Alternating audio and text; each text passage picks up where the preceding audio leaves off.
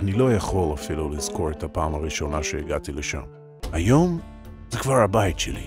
אני פשוט מגיע, וזה מרגיש טוב בבית הזה.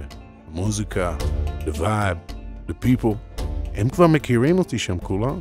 לא צריך לחכות לאיזו מלצרית שתועיל בטובה להגיע לקחת את הזמנה. והאוכל, don't get me started. Just look on this brisket, ribs, chicken, and נקניקיות. הכל הבשרים הם מעשנים כל הלילה, בתוך המעשנת הזאת שלהם. אני מוכן לגור בתוכה, הטעם המעושן הזה. ברטבים שלהם, אומייגאד.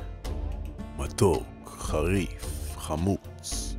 כל הטעמים האלה הם מבלבלים אותך בן אדם, ואז אתה פשוט מתנחם בתבשיל שוויט, ובמק אנד צ'יז, סלט תפוחי אדמה, קולסלו.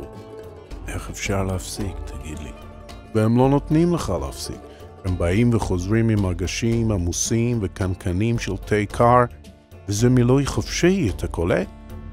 ובסוף, כשאתה מנסה לברוח מכל זה ולצאת מכל הטירוף, מגיעים הכינוחים כמו של פעם.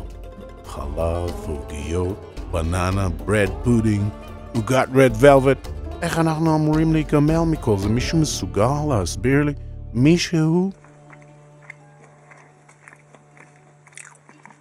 טקסס ברביקיו, לא תוכל להיגמל.